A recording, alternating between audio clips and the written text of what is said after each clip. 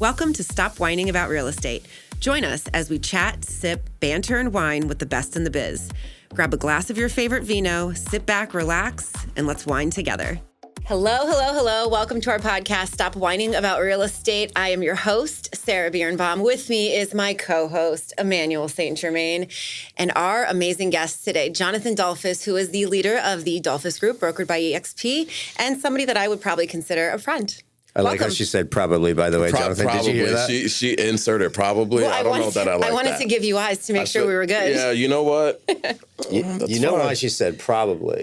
Because you're a Heat fan. That's right. And We're getting right into it. We're getting right into it. Okay. This is endorsed by a Celtic-paying employer. I just wanted, for the record, to show that you invited me. I didn't come here by choice. We invite. See what I did there? You're welcome. Yes, You're welcome. Thank you. You're welcome. We invited you because not only are you an amazing broker, an agent, but you're a good friend, and it's always fun to discuss all things real estate. But before we get into real estate, tell us a little bit of your background, where you're from, things like that. Born and raised in South Florida, Palm Beach County. I've been here all my life, believe it or not. I have not moved. So you never lived outside of the county? Nope. Florida has always been home, always been in Palm Beach County. That's awesome. So it's rare to run into somebody like that. You're a local expert. I'm very much so a local expert.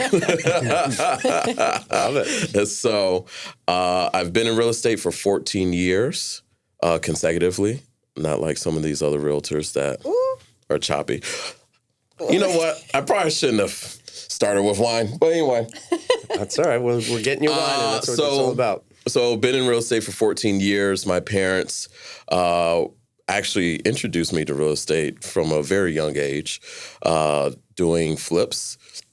And so from a young age, I was out cutting grass, fixing sprinkler systems, ACs, you name it, putting in window units. I mean, it was ridiculous. I didn't have the typical childhood, but that stuff has helped me today in selling real estate. So that's kind of how I got into real estate. My mom was a broker. So I got in that way, started with them. Then I got into a major car accident, so took a break outside of real estate for about a year and went with a family friend who was an REO agent for a little bit. And then from there, went to Florida Premier Realty, which I was there for quite a bit. Moved up there. Shout out to good friend Carlos Melendez and who else is over there? Late broker Mark Schoen and Ken Mione, who were always awesome when I was over there. Eventually, I ended up being one of the main trainers over there for Florida Premier Realty, which was fun, cool, insightful, a lot of experience there. I bet. Dealing with a lot of agents, a lot of different transactions, but gained a lot of experience there because there's, ebb and flows with real estate. So, and then after that, 2021, moved over to EXP and really burst open my team and really started building that. So that's where I'm at today. Very nice. I met you right around 2021. Yeah. Because it was right before Leadership Academy, which was class of 2022. Yeah. Yep. And you were the chair for that. I sure was. I think I actually ran up to you at one of the events prior to and said, "Hi, my name is Sarah Birnbaum. I really want to be in Leadership Academy. What do I got to do?" And you were like, "Hi." Hi, that was the first. But I think you were the first to do that. Yeah. She's a go-getter. Yeah, she is. So our childhoods, we have something in common, which was the cutting grass portion. Yeah. And the irony of what I do today is that I remember my dad asking me to go cut the grass, and I would immediately negotiate to say that it will be done, but on my terms, so before the end of the day. Yeah. Oh, my God. Yeah. So, yeah, right. If you can imagine a 14-year-old young man who's like, all right, I'll mow the lawn, but, right now is not exactly when I want to do it. So I can so see this too. That's crazy. I wish I could say something like that, but it wouldn't. If I even thought something like that, Gary Dolphus Sr. would slap me up. It was, you know what it was? As long as you do what you say you're going to do, which is I did, and that's an integral part of business today. But yes, I thought that was interesting. So we had, Jonathan, one of the things that I think is really, really cool and very unique, you're the only agent that I work with that does this. I don't know if you know this, Sarah, but every time that he has a buyer, he sets up a consult for all of us to go on Google Teams, Google Meet or whatever. Google Meet, and so all of us are all on camera together, discussing the goals together. It's a really that's really cool. There's incredible buy-in from the clients at that point. They feel like they have a team. What they do. Correct. I mean, they've got them. They see our interaction working together, asking questions. Okay, what's the problem? How are we going to solve that problem? So I really enjoy that. I think, and again, for me, it's not something that most agents do. So how long have you been doing that? What made you think of doing that? I've been doing that for some time now, probably more within the last 6-7 years. Mainly because I think it's important, one, for everyone to meet each other. So most times people are not going to come into your office. That's kind of old school way of doing things, right? Mm-hmm. People are not going to come into the office, sit down. People have lives. We have a nice office. And you have a beautiful office, but the reality of it is the time commitment to try to make that work with people's schedules, families, et cetera. So I find doing Google Meets, 30 to 45 minutes, let's get on. Let's talk initially about your needs, wants, concerns, any initial questions that you might have, especially having you there to be more specific in the financing side. Then, I can bring in the real estate side and then, hey, we have a little powwow and then we're off to the races. So it's more so getting everyone to meet and then also getting some concerns out the way. They get to speak with you, get a face to the person that they're going to talk to and give all their personal information to. Everything. So there needs to be some type of human connection there, I believe. I think that's phenomenal. That's important. To add to that, though, and really the other aspect of it is that unlike, and we do, and we get hit with all sorts of different types of requests from agents, and everyone's, unique, and they've got their own business approach. But you'll have someone who will, call you Saturday at 11 o'clock saying, hey, I need, my client's looking to make an offer. Mm-hmm. And it's like, well, it's Saturday. I'm going to help you because this is what a relationship is. But that being said, I work a lot of hours Monday through Friday also. Yeah. Is this the first time you're meeting this particular individual? Correct. Or... whereas with Jonathan, we've got all this, he literally be like, oh, it's okay, we can meet next week. There's zero rush. What's more important is that we all meet, work together, get on the same page, and, make the buyer feel really comfortable. Absolutely. It's about setting expectations and not over-promising things. So, if I speak to someone and it's, Friday, and I still need to speak with Emmanuel about setting up an appointment, I'm going to be realistic and be like, it's not going to happen tomorrow. It's not going to happen Sunday because I don't work Sundays. So next week, we'll talk. We'll tackle it. Give me dates next week. It's all about setting those expectations. And I tell people up front how I operate, how it's going to work, how you operate a little bit with your operation so that they understand, okay, these are the expectations I should have. And so if those expectations are not met, then me and you got to have a little powwow, But it happens, But if I drop the ball, same thing. You need to tell me, hey, I've been needing this, whatever it is. The key to success. It is all about setting expectations. We had, it doesn't matter for anything. I don't know, a relationship, a business relationship. As a parent, setting expectations, your kids behave better when they know what is expected of them, what the routine is, what is the boundaries. Right. You set those. It might not be fun at first, or it might be a little bit of, pulling them into it to buy in, so to speak. But once they have that, they operate really well within that because they know what's coming and they know they know what they can rely on, what's Correct. safe, right? So I think it's for everything. They know they have to come work here as soon as it's legally allowed. As soon as you're of age, get here. Maybe we'll leave it. Just kidding. Julia wants a summer job. She's ready. Yeah, listen. All right. So in real estate, let's talk. Give me give us something. Jonathan's got such a great personality, so it's a lot of fun. So I want to hear like a horror story of something that's happened. About what? A transaction or a client. It could be a client, we call him Mr. or Mrs. X, whatever, but like, something that was just totally unique. You deal with a lot of people, so I'm sure you're dealing with... I have so many stories. I mean, I've shown a house that was a grow house. And it was a surprise. Wait, because what did you do? So I was showing this house. Stole this a few was buds. Listen. it was the early 2000s. So I got my license 2010. So Jonathan's very young, by the way. Yeah. He seems very old, experienced, but Jonathan's a baby. So in that period, we're like going through the recession, essentially, right? So I'm showing an investor a property. And it's a bigger home, 3-car garage, like 4,000 square feet, whatever it is. So we're going through the house. They're looking through. And I go in the garage, and I'm like, why is this 2 cars? There's a separate, there's a wall here. And I'm like, this is interesting. So there's like a door into this, little area. And mind you, I'm used to non-permanent things in South Florida. It's like almost a joke. So going into this, I was like, oh, okay, maybe they made an efficiency, whatever. Nope.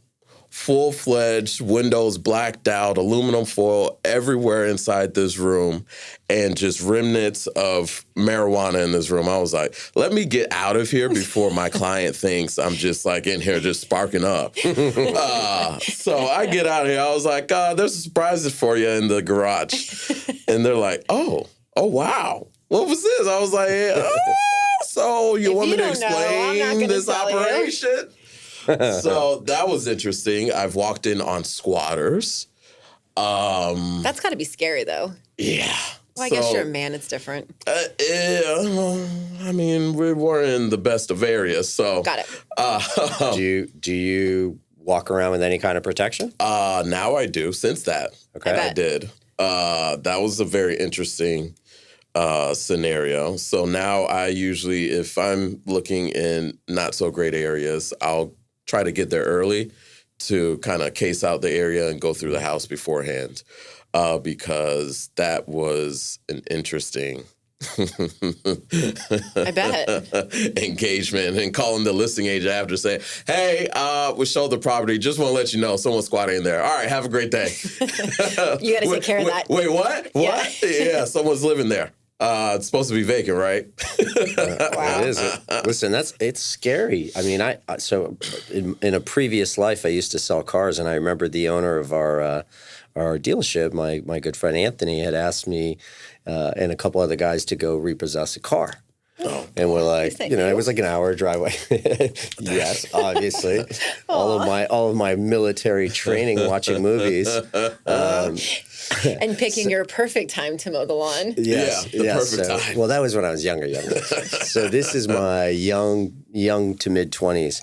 So we get up to this house, and you don't know what to expect. Right. And so you're doing that, but this is daytime, not nighttime. Yeah. But you're doing that little crawl, like tiptoeing through, and finally this guy comes out with a gun, and we're like, that's it. Yep. Nope. We're out of here. It's not worth it. Not worth it. We were here to repo, but we changed our mind. Another time. We changed our mind. We don't mean it. It's fine. Everything's good. By the way, your lawn needs to be cut. Yeah.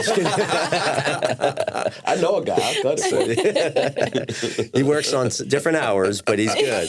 Right now, it's not a good time. Yeah. But awesome. It was. I always thought that was kind of, and safety's a big deal nowadays. Listen, you are a man, and you're a large enough man that I'm sure you can handle yourself. But we have to think about, and I know part of our world and stuff like that. I'm sure there's a lot of safety classes, and So what is the protocol? What do they teach agents? Educate those of us who don't know. I mean, some of the obvious things and people don't think about is just having an exit strategy, right? So if I'm going, and I even use this myself. So going into a property, I never park in the driveway. I always park on the side, in the front, just so that I'm not blocked in. So you never want to be blocked in. You never, during an open house, anything like that, you don't think about it because you're like, well, I'm not expecting someone to come in and mug me. So, if someone comes in, God forbid, and you're able to get away, well, how are you going to get away if they blocked your car in? Yeah. So now you're running, and now, So never let yourself get blocked in. The other thing is that I always lock the door behind me. So going into a property, I lock the front door, make sure everyone's in. If anyone else is coming, okay, I'm going to wait at the front door, make sure they get in, lock the door. Because you'll be surprised at people just randomly seeing you walk inside and they just open the front door and walk in. I've had that happen and had to tell people, go outside. Oh, I just want to see the property. I see you're seeing it too. I was like, that's great. No, go outside. Mm-hmm. So. And that's tough too, because you're very assertive and, you're a man, you're stronger, right. You're a bigger stature. But if I was showing a property and a man your size walked in and he was trying to see the house, I don't know how powerful I would feel to be able to be you have to leave, you know? Because, I can do it if I'm in a restaurant or I can do it somewhere else where there's other people that I have, but in a house, you're just kind of there with maybe clients that you're showing the house to. And that's got to be tricky. It's tricky. And, just people don't think about these little things that matter. Especially meeting a new client and bringing them to a property that you may have not had a previous relationship. You let them walk in front of you, not behind you. Because God forbid, they just waiting to get inside the house and knock you across the head, then what? Yeah. Right. So it's little things like that even someone of my stature and that someone who also that carries, I'm going to do these things so I don't get myself in this situation, try to mitigate all the risks. Those are things that really, that people should do that they don't think of doing. Yeah. And I would think also, especially for women again, and men, but if you're meeting somebody for the first time to show them the property. Right. I would either try to bring somebody else with me or maybe meet them, I don't know, somewhere. At a remote location. Even if it's bringing them to your office and say, hey, come into the office. Yeah, or a Starbucks or something. Let's meet here. We'll talk about some stuff, and then I can show you. Correct. Whatever. Well, sometimes it's better to meet at your office if you have an office, so everyone there can see the person, him or her, whatever it is. Yeah. That is coming in and, okay, I'm going to take this person out. You just have a quick little meeting because you haven't met them before. Right. Yeah. And then go out. It's just stuff like that. People get so much in a rush. Yeah. And that's one thing that comes with time and experience is that I don't let anyone rush me into doing something. No, you do not. So. But smart. Listen, both from a business. It's beyond the mowing the lawn. No, but if you think about it, from a business standpoint, it allows you, when you're not rushed, it allows you to be under control. It allows you to think, to strategize. You've got a game plan. Mm-hmm. All right, what is my approach going to be? What are these these buyers or sellers interested in? What's their motivation? Things like that. So I think that makes a lot of sense. So, all right. So we've had a crazy story from that standpoint. Tell me your proudest moment in real estate. Ooh, I think one of any tearjerkers? No, there's a couple. I'll tell you two. One is helping my aunt and uncle get into their second property. They've had foreclosures, whatever else, but this was their first house. Okay. So helping them along the way, get into that and helping them, get into a property. The satisfaction I get from first-time home buyers or people like that who are getting their first house is beyond any commission. Yeah. I'm one of those people that I want to see the transaction go through. I want to see people happy before I count my money. Yeah. So there was that. There's another instance where acquaintance, I was able to help them get into a property. So I actually had to credit them some money. And quote unquote, I probably shouldn't have said what else I did. I helped them out quite a bit. and we made essentially a deal. And so I helped them out, and they were so appreciative because they genuinely made a mistake in the transaction. They paid something that they didn't need to pay, and they were short. So we made it happen. They got into their first house ever, newly married, whatever. A year later, they come back and they're like, hey, we got this great opportunity in another state. We want you to sell the house. I sold the house, and they were able to clear $40,000, and that helped them. The joy that they had, like the wife was like crying because I was able to like really pull out as much money as possible for them to net and go off and start, a new life in a new state. And till this day, I keep in contact with them. They're great people, and really just like that particular story really means a lot to me because I know where that person was at the start. We started with bad credit, bad everything, whatever, really trying to get his life turned around, turns everything around, and we helped them get into a property. And then a second. And then really a third because they needed to sell this in order to purchase up there. And, cost of living in, I think it was like North Carolina, is way lower, so that $40,000 went far. Really far for them at the time. We're talking where interest rates are like 3%. The good old days. The good old days. The good old days. Prices were low, and interest rate was low. Inflation didn't exist. Yeah, so they're probably laughing to the bank now with everything booming up that way. It's easy to get jaded where we are in South Florida because a $40,000 profit for many of people, is not enough, right? Especially nowadays. When you work with first-time home buyers, I think that one of the things that I've found is that the more time you take with them, and the more that you're able to communicate, a value prop, which is something we'll get into in a little bit, in terms of some of the commission stuff that's going on. But just in general, helping a first-time home buyer, and, I constantly tell people, I'm like, real estate is the fastest way to become a millionaire. Sure. And a lot of it is luck, a lot of it is timing. But, you can turn your profit into one home, right, into another home, and you can do a lot of different things. What would be your advice to first-time home buyers in order to start their journey into the home buying process? So I have this come to Jesus moment with first-time home buyers. Typically, they want everything for nothing. And it's like, okay, let's look at everything and look at what that payment is and what the down payment looks like. Is this and because of closing costs. TikTok or prior to TikTok? No, see, I'm not on TikTok, but this is, it's everything now. It's before, it's after, it doesn't matter. It's worse now probably with TikTok and everything. But you have to give people a sense of reality when it comes to purchasing a home, especially first-time home buyers.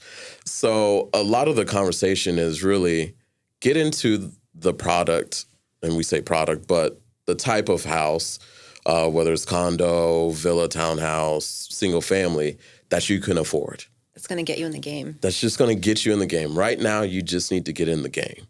So if you're a single person, you do not need a 3,000 square feet home. Who's in there? Well, I've had this happen.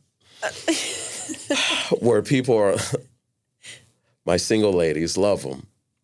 They're like, well, when I get a family, so you're going to purchase this big house for when you get a family in the future. You're not even dating someone. What are we talking about? Like, what are we doing? There's four of us. As much as I would like to sell you this home, like, what are we doing? My logical mind won't allow me to sell you this home. I can't laugh at this because this is definitely me. If you build it, they will come. You know what I mean? If you build it, they will come. No, screw that. Like, no. If I just put this big old house here, like, absolutely not. I'll be married with kids in no time. Yes. I'll be married with kids and a dog in no time. No. Absolutely not. Stop that. So that's really the biggest thing that I run into is that they want more house than they can qualify for, one. Mm-hmm. But then two, it's like just because you can afford a $600,000 house doesn't mean you need to get a $600,000 house. Yeah.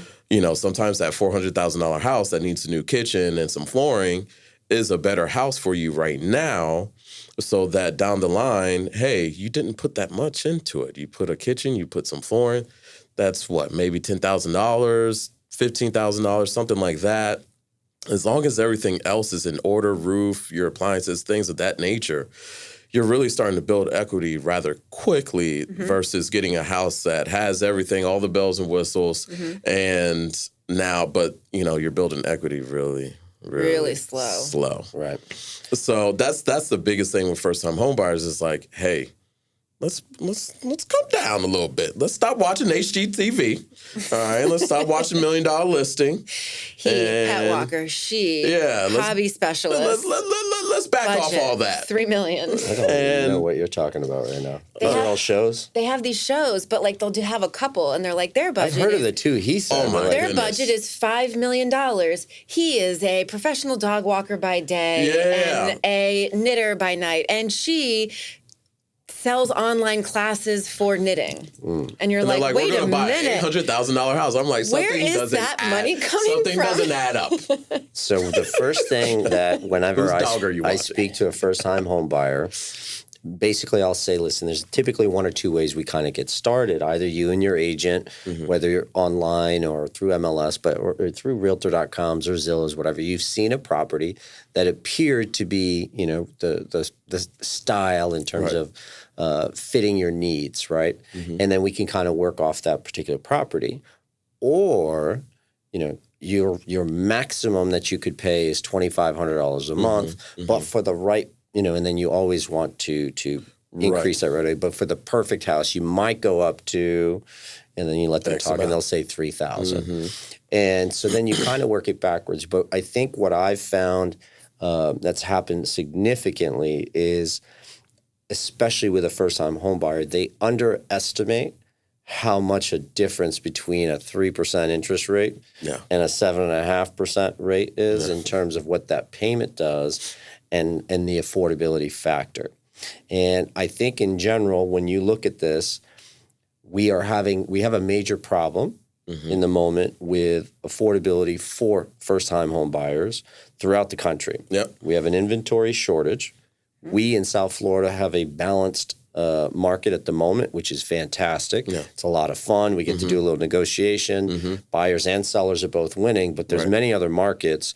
I was just in Arizona the last few days, and they have a major inventory. They're 50% lower than what they should be. Oh, wow. So, it's just, a first-time home buyer is just not winning when you've got someone like one of the three of us who are competing against a first-time home buyer. When we go make our offers, we have a greater sense of education. We know all the tricks in the trade in order to reduce our financing contingencies, putting a larger deposit down. We're well-connected. Well-connected. But so that matters, though. So what do we do? How do we fix this problem to get more first-time home buyers into home ownership? What's the solution?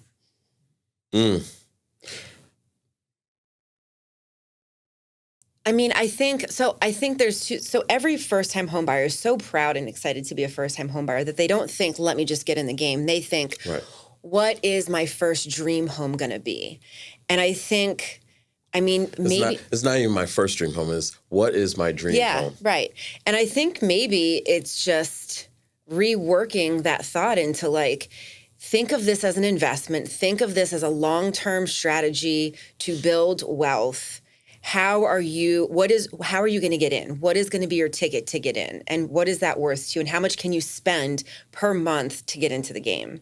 And instead of it being your dream house where you're going to raise your family or do whatever, all your goals, I think, if we reworked it as more of an investment, as a buying into a stock or something like that, but, just making it more as building wealth rather than mastering your dreams.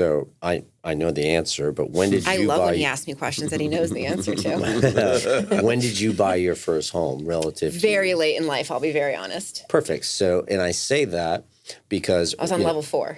I'm sorry? Level 4. Not sure what that means. 40s. Oh, gotcha.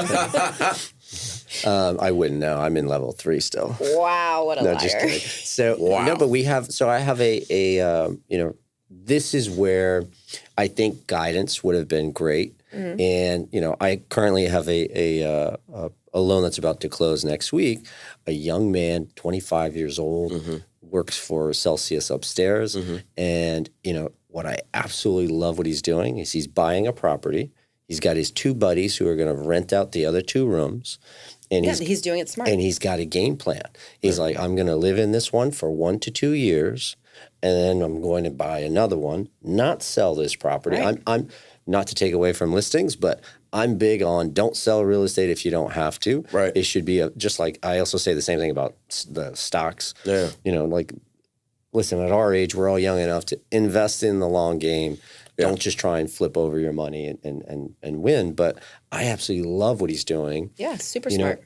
If I had a kid in college, I'd be doing the exact same thing. I will help you buy this place. This is your place. Get a couple buddies, rent it, and make money. That's really the best product, whether it's multifamily or even a single family house. It's like you're going to go to an apartment anyways and hang with your buddies and split a place. Why not split a place that you own? And so, especially at that age, they're going back to the bars, they're crashing. Right. Listen. Right. They're getting Chick-fil-A, Wendy's, whatever. I thought you were going a totally different way with that chick. Living the bachelor life. They're getting Chick-fil-A. Yeah, chick. Heavy emphasis on the chick. So speaking of kids, Jonathan. Oh boy. Ooh. No. I've never do that to him. He's probably my friend. Probably. He's in his level 3, by the way. I know he's in his level 3. He's in his early level 3s. It's just calm down. You meet him and he looks young, but you meet him and he's impressive. He speaks really well. He's very smart. He's can present himself. I've seen him on stage. I've seen him present to a crowd. He was my chair for Leadership Academy, like I said. And then you find out his age and you're like, oh. Yeah. Well, that doesn't make a whole lot of sense. It's very normal. Wow. You are impressive for your age. But going back to... Just so you know, they tell me the same thing at the senior centers. Oh, my gosh. 10-year-old Jonathan. Yeah. He sees you now. What does he think of you? Ooh, that's a great question. 10-year-old me. I would say he is not necessarily surprised outside of one thing, which is still a goal of mine, is that at that age, I was obsessed with being a pilot. Okay. Obsessed. I'm still obsessed. Okay. I hope you watch Top Gun. You love Top Gun, right? Yeah, many people just don't know that about me. Okay. But that was probably the one thing that I knew for sure I wanted to do. Still do. That's awesome. But that is one thing that's not currently in motion in my life right now, but that will be very, very soon. So, yeah, being a pilot is definitely one. That's awesome. So they have this thing in Tampa that I've been wanting to do. So you and I should go do it. Where you get to, it's like a Top Gun experience type thing. Simulator? Oh, no. They actually take you up. They take you up. It's not like an F-18, but it's like... I think I've seen it. I've seen like a package for it. Is it one where like the gravity pulls your face and it's like... It's like a retired fighter jet. I know, I understand, but it doesn't go that fast. I mean, I would push it. I feel like I would tell him to do it. Yeah, me too. I feel like... don't worry about it. I am known to be like a diehard Top Gun fan. Like I absolutely, oh my God, I love the idea because I like speed. Like and I'm definitely afraid of heights, but I think that being in a plane. See, I have a healthy fear of heights. And everyone that I think here's the thing. There's two different kinds of fear of heights, I think, though. Yeah, like I'm not afraid of being in a plane, but I won't stand at the edge of a balcony, even if there's a rail. I don't like being on the edge. Oh, see, I'll be on the edge of a balcony, but I won't be on the edge of a mountain. I've climbed up a ladder. I'll just be like, okay, let me get this picture real quick. All right. Let's go back. I've been on top of like one of those towers, that has like an actual normal stairway, and like I got to the top. This is back home, and like I got to the top, and like I froze. I had to like scoot down with your butt like one at a time, holding onto the railing, knuckles white. Like so, you know what I go through, and it's pretty funny, is that anytime I go to someplace high like that, so whether I'm on a mountain in Colorado or whatever, I always think about, how did they get everything so that we could get up to the top of this? And how secure is this? That's why I don't like balconies. I'm not hanging on the rail. So it's like going up in the Needle in like Washington State, right? Going up in that thing, I get up to the top and I'm like, who built this? How secure is this? Why am I swaying? Because I feel it. I know you feel it. It's I like feel that it. thing in Chicago. It's meant to move. It has to. In order for it to be safe. But I'm like, this doesn't feel right, and I should go down. No, I need to go on the ground. Is it a hotel, or there's some place in Chicago where everyone does all the Instagram pictures? It's the John Hancock building, maybe? Well, they all do the pictures with like the glass that lowers floor. you down, and then you're laying over. Right, and you're leaning over. I would be ill. Yeah, I would have all that. But I always say this when people who are scared to fly, I was like, listen, we get up there. It's the most safe thing. Yeah, it's better than driving a car. It's safer than driving a car. Have but you been on at the end of the 95? day, listen, if we go down, we're going down. There's no stopping this. So do you want to know what happened to me yesterday? I'm on a plane. So literally, like right now, I don't know what is going on in my life, but in the last 30 days, the AC at my house has gone kaput. An investment property has gone kaput. I just had to spend money fixing my watch, my golf cart. I landed from an airplane. I landed on a Tuesday night from a business trip. What's her name? What's her name, Emmanuel? No, literally, who's messing it up? I don't know what is going on. Luck, bad luck. Right. You need to be nicer after to me. 5 days of being after 5 days of being in Arizona, I'm real excited to get home, and it's a long trip. And I have a lot of points, and so I purchased a first class ticket, and so they call me up. Passenger Emmanuel Saint Germain to the front. Or wherever it is. So whatever you call not the booth, but whatever it's called. So I go up there, and they're like, in a really nice soft voice, I'm sorry to say, but your seat is broken. We're going to have to move you to the back of the plane. And so like we have you. Not in the middle, not anywhere like I was in able between. to find I was able to find a seat at row 22F. At least it's a window seat. I'm like, well, what do you mean my seat is broken?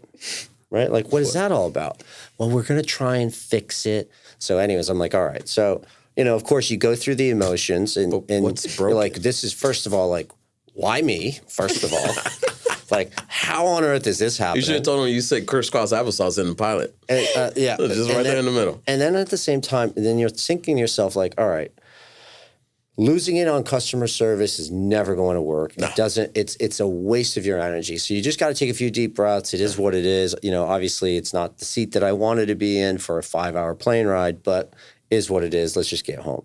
So we get on, and then so I go to the original seat, or the second seat that they had me on. So now they bring me to the forward, and first of all, we have a delay, by the way. The entire plane is delayed over the seat. So everyone's looking at me like it's my fault. Okay, I'm the guy who broke my own seat. I haven't even been on the plane yet. So, of course, everyone's all upset about this seat. I get up to the front. It's not even my seat. The seat that I had, so American Airlines, you're going to get a letter, by the way. American Airlines took whoever was sitting, I had seat 2C. Wasn't even the same row. Decided to bump me to the back because someone else's seat was. Oh yeah, not going down. So I get to the front, and it was seat like 1A that they were repairing, and I go, that's not even my seat. Look, mine is 2C. They're like, the pilot comes out, but I had 3 of them. They're all like dumbfounded, and I'm like, again, there's a seat there. I'm not going to create any more stir. Everyone else has just waited 45-minute delay to fix this seat. So it's like, let's go. But I'm like, you got to be kidding me. How did I get bumped? They have more miles than you. Better status. I'm sure that's what it is. 100%. But don't sit here and lie. I'm sure that's what it is. But the fact that you did that to me when I purchased a specific seat, you're going to get a nasty little letter. Yes, especially first class. That's wild. Well, I will tell you a story, though. I flew with a friend who flies for a living. She does a lot of trips, a lot of traveling as part of her job. And she is a 1,000,000-mile person. And so she expects a certain level of service. She expects her carry-on, doesn't care who else is in first class or business class. Her carry-on will go above her. Nobody else will take that space. If there's meals being served on a long flight and it's a popular item so bougie selection, like if they have steak, chicken, and vegetables, she expects to be asked before the others what her selection is because she's a 1,000,000-mile. So with that being in mind, you can imagine if there was a couple of them on your flight and they got pushed to the back, being the 1,000,000-mile mark, that is like death for them. So, well, bottom line, they're going to get a letter from me. With all that being said, don't you ever put a manual on the back. Nobody puts baby in the corner. Yeah, I think I booked it with Amex Platinum, and I have over 1,000,000 miles with them too. You're welcome. Let's have a little controversy here. It's so funny, and like the things that go through your head when all this happens too, right? Like I could just think of like some Instagram influencer getting on live and being like, gosh, can you believe what is happening to me? Yeah, like, and just making such a big deal of it. You should have did that. That would have worked. Of course, when they sent me to the back, like right next to me is this young man who's serving currently in the Army, and so of course I was chatting with them. There we go. But now even more so, humble pie. Even more so that I want to be like, listen, of course I'm like, yeah, well, they're kind of waiting on me. Like, it's not really my fault. I didn't like now I'm defending myself like I've done something wrong. Totally justifying, like, I didn't, listen. So wait, I didn't ask them to fix this. Does this happen when everyone is already seated and you get on? No, worse. Because I'm in first class, so I get on before everyone. So what happens is that everyone else that's stuck in that little tube, whatever that's called. Oh, so you're blocking them from getting on the plane. Not I. That's what it sounds like. The situation. You're the guy. You're that guy. The seat. The broken seat being fixed is blocking that guy. Yes. And again, my point is that everyone's like, by the time I finally got back up there, they're like, everyone's looking at me like I did something. And then you're a manual I'm the guy. And then on top of it wasn't even my seat. It literally, that's a Seinfeld moment. Yeah, you definitely got bumped. Had there been a really cute girl back there at 45F or wherever you were, you would have been fine. I wasn't that far back. It was only 22. So he's like, I wasn't in the ghetto. Calm down. So it was good. All right, well, parting ways. Okay. Let's wrap this up. Give, like I said, so I think advice is the best thing that we can do. Mm-hmm. And I know that you've got a lot of experience, and I think that you take a lot of, like I said, you take your time and you're very process oriented. Yeah. So with what's happening with NAR and the commissions and stuff like that, how is your process going to change at all, if any at all? I think, it'll change slightly in regards to just really educating the consumer about what happens and how it happens. The majority of the people know. People who have bought and sold homes know how real estate is done and transacted. We won't begin to go into attorneys and how they make their money. But anyway, so when it comes to this, it's really educating the consumer. And that's why I have a process, because if you skip along that process and you make people speed up your process or not even go through everything, right? Then they don't know. They're not able to ask questions. They don't feel heard, And so the biggest thing is I tell people to call me. If they can't reach the mortgage broker, call me, right? Yeah. I might know the answer. And that's the other thing is that agents need to know every bit of the transaction. So from title to mortgage to buying and selling to inspections, they need to have the knowledge of everything because you're guiding someone along the process.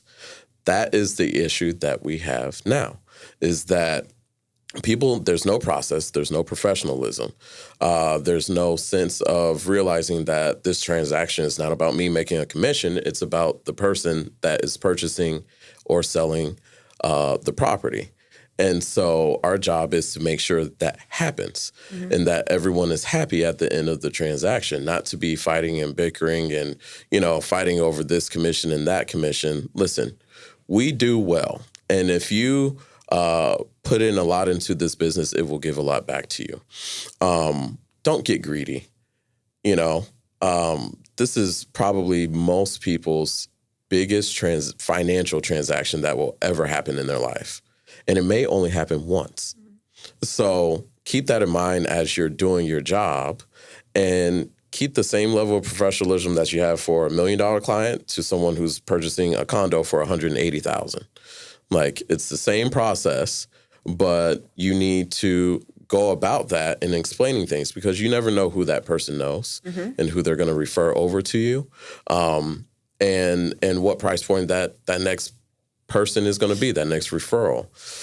With NAR, the value proposition is going to be even bigger, so people have to get more organized. I don't think me and my team need to get more organized because we're already there. There's a process that's there. There's a process that I teach, and I tell them, hey, critique it, tinker with it a little bit here and there, but for the most part, you should be doing buyer consultations with every buyer that you come into contact with. You do it with sellers, why wouldn't you do it with buyers? That always I don't think as many agents do it quite the way that you do it, though. Right. I think a lot of them are fast to show. Yeah. And, thinking that that's the key.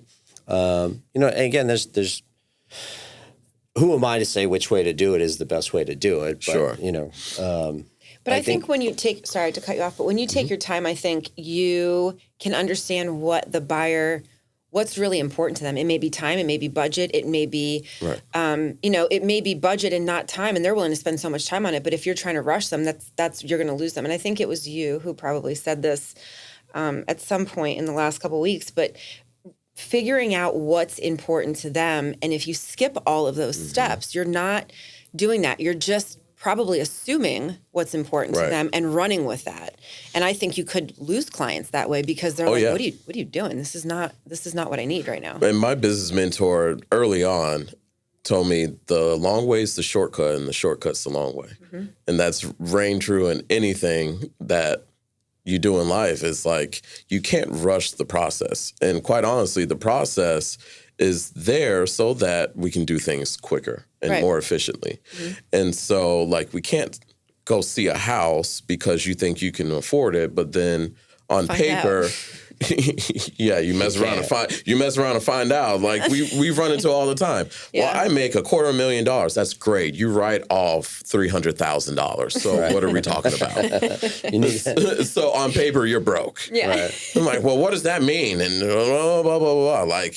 Yeah. We've got this, we were talking off air and talking about how, the ability to audition. So obviously, a big part of our business is getting referrals from real estate agents, and we're constantly auditioning. And I think what Sarah was alluding to, in terms of one of the things that we say is that when we call a listing agent and introduce ourselves, hey, I just want to introduce myself. Congratulations on the contract. We're handling the financing. Other than closing on time, what else, which obviously is a given, what else is important to you in this transaction in order for us to create the best transaction for you, right? And I think it's something that hardly anybody on my side of the industry does, but it opens them up, and all of a sudden, your ears percolate a little differently, and then most people will say, just communication. Well, part of I just told you I was going to call you once a week to update you. So communication, we've already crossed that out. And it basically finds out, is there something else, right? Is there something that you need to do? And I was just listening to a CEO in Scottsdale, and one of the things that they were talking about is, which I want to try and figure out how to incorporate into our business. Size-wise, my business is not necessarily large enough to have AI do it, but one of the cool things that they were talking about is from a client experience, asking that client that says, how would you like to be communicated to? Is it phone, text, or email?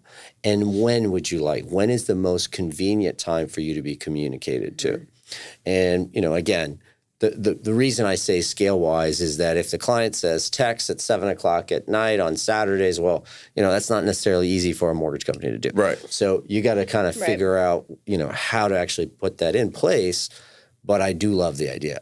Absolutely. I do love the concept of, meeting you where you want to be met as opposed to forcing someone to come play in my playground. Correct. Which I thought from a service standpoint was just a really great thing.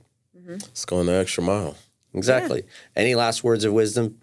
Words of wisdom. I would just say to realtors dealing, in this environment that we're in now, relax. It's going to be okay.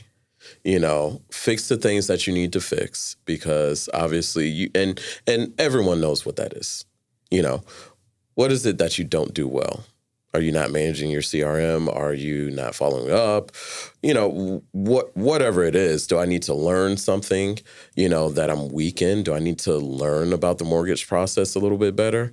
See, that's one of the first things that I ever did when I got into the industry is learning the mortgage process because now if someone's not using... Don't compete with me, bro. Listen, if someone doesn't use my preferred lenders, and then I have to engage with someone else, I already know the process. So you can't feed me BS along the process and feed the client BS and say, oh, well, such and such mortgage broker said that, this is going on. I'm like, yeah, no, that's not what's going on. So, that's where it becomes, that's where you add that value is having the experience of going through different transactions with different, headaches and how do we get through them, dealing with, I had a triple probate on one deal that was just unreal. Wild. Yeah, it was wild. But, dealing with the ins and outs of that stuff, people need to get more knowledgeable in this industry. And it's going to weed out people who are not experienced, who don't take the time to grow, to learn, to network. And so that's the biggest advice piece that I can give away is do more. Relax, educate yourself, do more. Correct. So, Jonathan, anybody that wants to work with you, how can they get a hold of you? I am easily reached. Jonathan Dolphus on Facebook. Instagram is JDolphusTV. You can call me, 561-629-6561. Been the same number I've had. Forever. That's a good number. So easily reached that way. Awesome. Well, thank you for being with us today. It was a lot of fun. Thank you for having me. It was a good time. Cheers. Thank you, everybody. Thank you. Okay, that's enough whining for one day. We are so happy that you could join us today on Stop Whining About Real Estate. So please, not only listen, but subscribe, follow us, download, share, and if you're feeling it, give us a 5-star review. Hey, and if you'd like to be a guest on the show, please email stopwhining@choicemortgage.com. Thanks so much.